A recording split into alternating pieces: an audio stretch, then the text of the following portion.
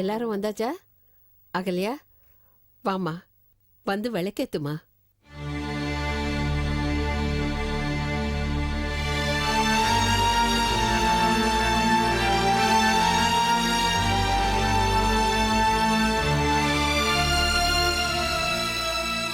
எதுக்குக்கா தயங்குறீங்க? போய் விளக்கேத்துங்க. இல்ல பரவாயில்ல ரம்யா, நீ போய் விளக்கேத்து. நீங்க இருக்கிறப்போ நான் விளக்கேத்தலாமா? நீங்க தானே மூத்த மருமக, போங்க. இல்ல நான் அகல்யா, விளக்கேத்துறதுல என்னம்மா இருக்கு? நல்ல நாள் அதுமா, என்ன யோசனை? வாமா, வந்து விளக்கேத்து.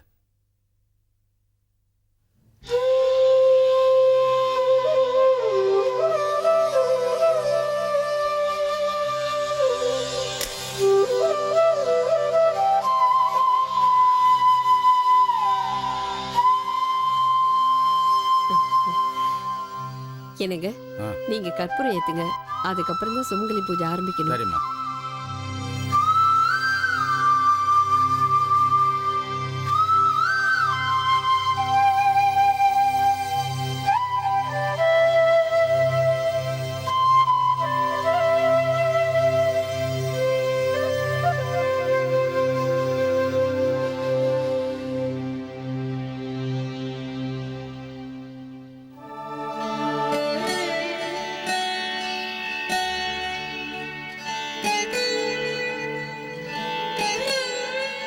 அப்பா, அம்மாவோட சேர்ந்து நில்லுங்க. Wish you many many happy returns of this day. எங்களை ஆசீர்வாதம் பண்ணுங்க. வா.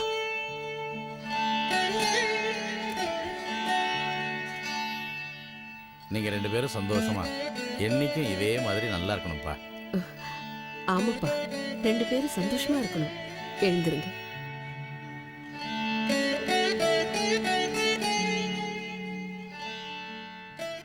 கதிர், வாப்பா, நீ அகல்யாவும் சேர்ந்து வந்து நின்று ஆசீர்வாதம் வாங்கிக்கங்க.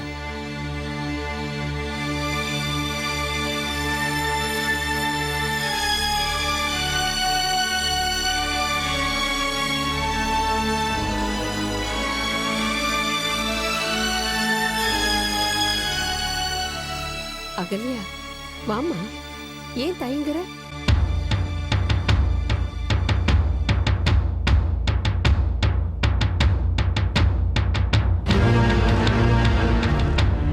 அகல்யா, இதுல என்ன இருக்கு?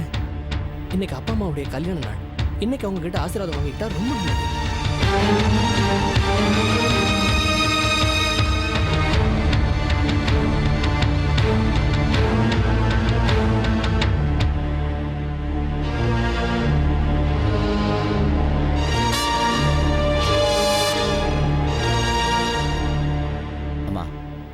யாரையும் நீங்கள் கட்டாயப்படுத்தி ஆசீர்வாதம் பண்ண வேண்டாம்.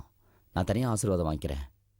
அகல்யா இஷ்டப்பட்டா வேணும்னா தனியாக ஆசீர்வாதம் வாங்கிக்கிட்டோம்.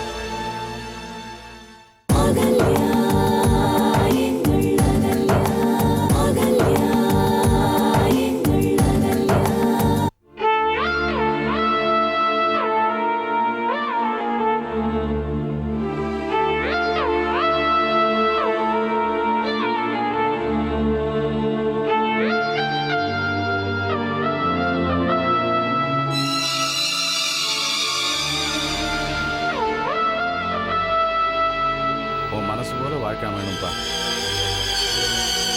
எழுந்திருப்பா.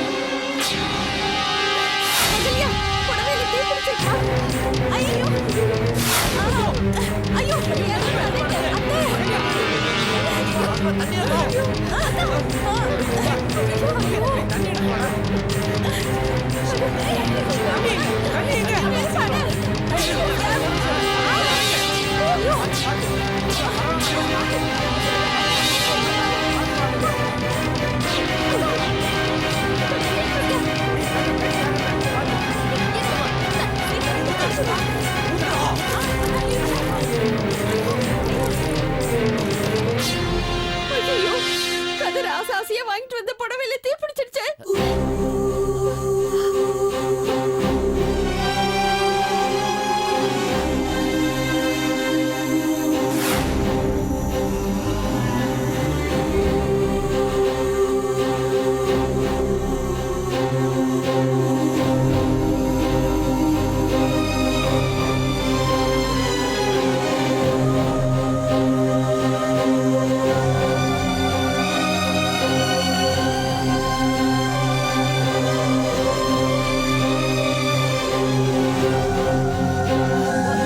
அகல்யா, அகல்யா.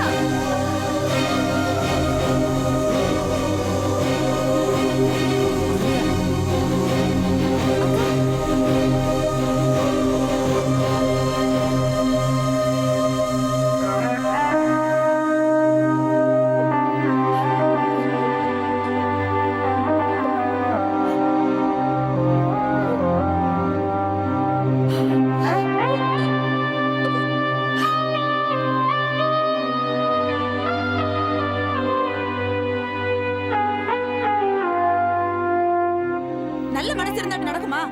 பெரியவங்கங்கிற மரியாதை கொஞ்சமாவது இருக்கா பாரு. அமுதா, கொஞ்சம் வாயை மூடிட்டு பேசாம இருக்க மாட்டே நீ?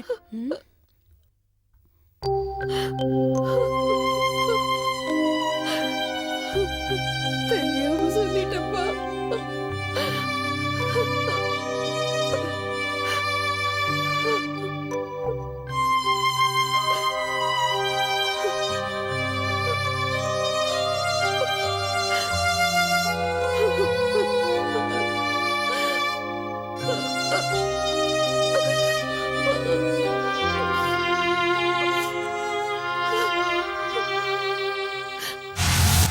நான் பாட்டுக்கு அவசரத்துல ஒளறி கொட்டிட்டேன்.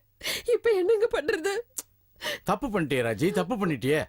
ஒண்ணு போய் வெளிப்படாம சாமர்த்தியமா பேசியிருக்கணும், இல்ல உண்மையை சொல்லி அகல்யா வந்த சேலையை நீ கட்ட வச்சிருக்கணும். ரெண்டுமே இல்லாம இப்படி மாட்டிக்கிட்டியே. இனிமே அகல்யா அவனை மதிப்பாளா? உங்ககிட்ட முகம் கொடுத்து பேசுவாளா? இல்ல நீ தான் அவகிட்ட பேச முடியுமா? அகல்யாவை பத்தி எனக்கு தெரியுங்க. அவ கோவப்பட மாட்டா. என்ன என் நிலைமையில இருந்திருந்தா அவளும் அதைத்தான் செஞ்சிருப்பா. பெத்தவளுக்கு தாங்க பிள்ளையோட வேதனை தெரியும். கதிர் மனமுருகி நின்னது இன்னும் என் கண் முன்னாலே நிக்குது. இப்ப அகல்யா என்ன சொன்னாலும் எனக்கு கவலை இல்லைங்க. அவ என் மேல கோவப்பட்டா கூட அதை நான் பொருட்படுத்த மாட்டேன். என் கவலை எல்லாம் கதிர் எவ்வளவு ஆசையா புடவை வாங்கி கொடுத்தா ஏதோ அபசகுண மாதிரி எரிஞ்சு போச்சே, அது தாங்க என்னால தாங்க முடியல. பூஜை நேரத்துல புடவை எரிஞ்சது என்னமோ மாதிரி இருக்குங்க. ஏதோ கெட்டது நடக்கிறதுக்கு அறிகுறியோன்னு என் மனசு கிடந்து அடிச்சுக்குதுங்க. ராஜி, புடவை தீப்பிடிச்செறிஞ்சது தற்செயல். அதை போய் தெய்வ குத்தம் அபசகனம் அப்படி இப்படின்னு சொல்லி முடிச்சு போடாத. இது ஒரு சாதாரண விபத்து. இதை பெருசுபடுத்தி புலம்பிக்கிட்டு இருக்கிறது எனக்கு என்னமோ சரின்னு படல. நீங்க 1000 தான் சொல்லுங்க, என் மனசு சமாதானம் ஆக மாட்டேங்குதுங்க. ரொம்ப நாள் கழிச்சு வீட்டுல எல்லாரும் சேர்ந்து சாமி கும்பிடும் போது இப்படி நடந்தது. மன திருப்தி இல்லாம போச்சேன்னு எனக்கு ரொம்ப பயமா இருக்குங்க. இந்த பாரு ராஜி, நீ இன்னும் சின்ன குழந்தையாவே இருக்க. நம்ம கல்யாணம் ஆகி 30 வருஷம் ஆச்சு. அது நல்லா உனக்கு ஞாபகம் இருக்கட்டும். இந்த வயசுல பக்குவம் தான் வரணும். ஆனா உங்ககிட்ட பதட்டம் தான் இருக்கு. பதட்டத்துல ஏதாவது உளறி இளைய வைக்காத. இந்த விஷயம் அமுதாவுக்கு தெரிஞ்சா இதுக்கும் அகல்யா தான் காரணம்னு சொல்லி புதுசா ஏதாவது ஒரு சண்டையை ஆரம்பிச்சிருவா. எந்த விஷயத்தையும் பாசிட்டிவா எடுத்துக்க பழகிக்க. இப்ப நடந்த கெட்டது கூட ஒரு வகையில் நல்லதுக்கு தான். எப்படின்னு கேக்குறியா? அகல்யா சேலையில தீப்பிடிச்சத கதிர் வந்து அணைச்சது அகல்யாவுக்கு ஒரு மனமாற்றத்தை ஏற்படுத்தும் அப்படின்னு நாம நினைக்க கூடாதா? அகல்யா அகல்யா அப்படி நினைப்பாளா? நினைக்கிறதுக்கு வாய்ப்பு இருக்குன்னு தான் சொல்ல வரேன். அப்படி நினைச்சா நல்லதுதாங்க.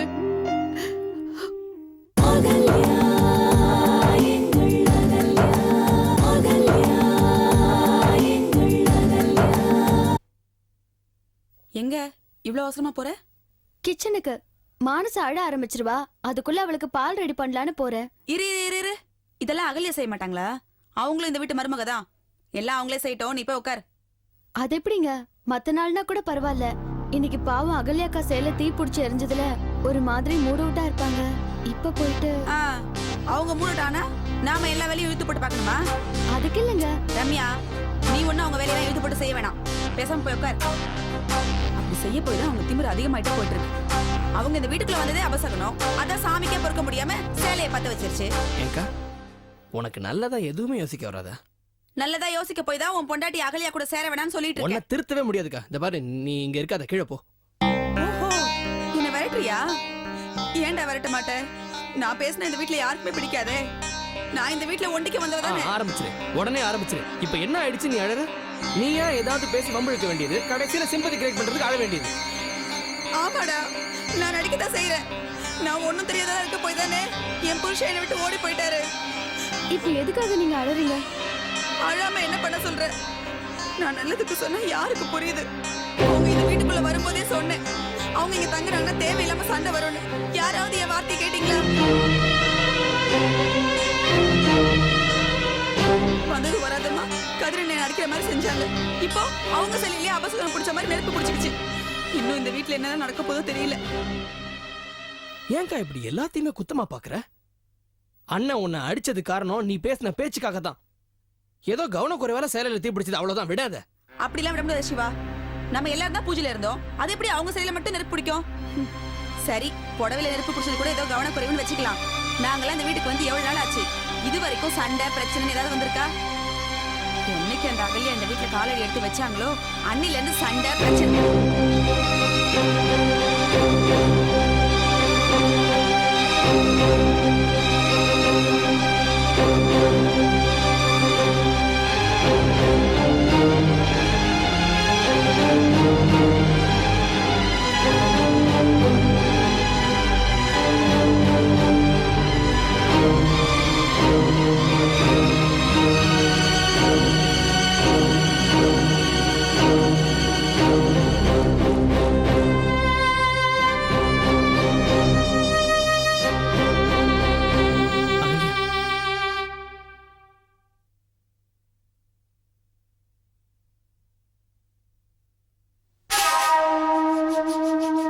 பாரு, உன்னால எந்த அளவுக்கு மனசு உடைஞ்சு போறான்னு பாரு.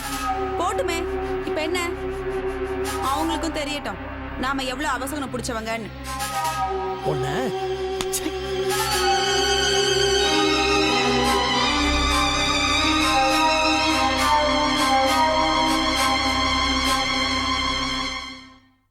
பாட்டி போதுமா?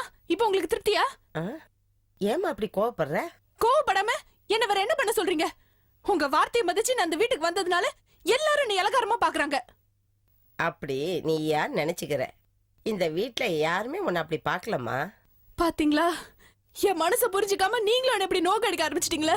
நாங்க இருக்க ஒத்துக்கிட்டதே தப்பு. நீ ஒன்னும் தப்பு பண்ணலம்மா. தப்பு பண்ணவன் கது, அதான் அவன் செஞ்ச தப்ப நினைச்சு வருந்திக்கிட்டு இருக்கான். பிடிக்காம ஒதுங்கி போறவகிட்ட திரும்ப திரும்ப வந்து சுத்திக்கிட்டே இருக்காரு. அதுக்கு பேரு தான் வருந்துறதா? இப்போ கதிர் உன்னை என்னதான் சொல்லிட்டான்? கதிர் மட்டுமா? எல்லாருமே சேர்ந்து தானே என் உணர்வுகளோட விளையாடிட்டு இருக்காங்க. நான் கதிர் கிட்ட பேசவே விரும்பாதப்ப அத்தை கதிர் எடுத்த புடவை கொண்டு வந்து தான் எடுத்ததா சொல்லி என்ன கட்டிக்க சொன்னாங்க. மாமா என்னடாடா கதிரும் என்ன சேர்ந்து வந்து ஆசீர்வாதம் வாங்கிக்க சொன்னாரு. அமுதா சேல தீ பிடிச்சதுக்கு அகல்யா தான் காரணம். அவ இந்த வீட்டுக்கு வந்ததுக்கு அப்புறம் எல்லாமே அபசகுனமா நடக்குதுன்னு கத்துறாங்க. இவ்வளவு நடந்ததுக்கு அப்புறம் நான் மனசை கல்லாக்கிட்டு இங்க இருக்கேனா அதுக்கு காரணம் நீங்க தான். அகல்யா, பூஜை அறையில நடந்த எல்லாத்தையும் ராஜி இப்பதான் வந்து என்கிட்ட புலம்பிட்டு போனான். உன்கிட்ட உண்மையை சொல்லாம உனக்கு சேலை கொடுத்தது தப்புதான். அதை நான் இல்லைன்னு சொல்லல. அதுக்காக அவ உன்னோட உணர்வுகளோட விளையாடுறான்னு நீ தப்பா புரிஞ்சுக்க கூடாதுமா. போன வருஷம் கூட அவங்க கல்யாண நாளப்போ நீயும் கதிரும் சேர்ந்து நின்று ஆசீர்வாதம் வாங்கினீங்க. இந்த வருஷம் நீ இந்த வீட்டுல இல்லைன்னா பரவாயில்ல. நீ இருக்கிறப்போ உன்னையும் அவனையும் தனித்தனியா ஆசீர்வாதம் பண்றதுக்கு பெத்தவங்க மனசு எப்படிமா ஒத்துக்கும் சொல்லு? தான் பிள்ளைங்க பொண்டாட்டி பிள்ளையோட சந்தோஷமா இருக்கணும்னு தான் எல்லாரும் ஆசைப்படுவாங்க. அப்படி அவங்க ஆசைப்பட்டதுல நீ தப்பு சொல்ல முடியாதுல்ல.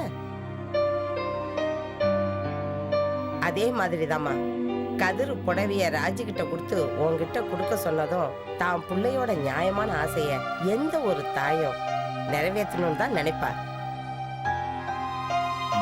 எல்லாத்துக்கும் மேல அமுதா பேசினதுனால தான் உனக்கு அவங்க மேல எரிச்சல் வந்துருச்சு.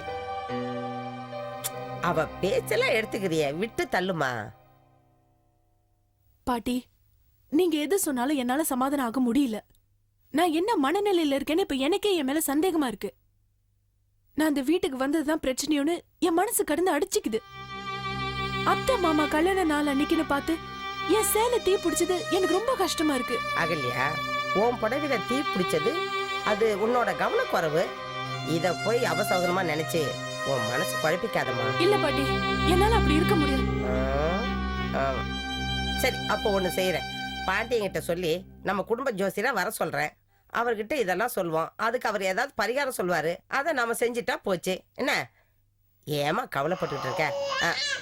பாத்தியா, குழந்தை அழுதுகிட்டு இருக்கா. போய் பாருமா, போமா.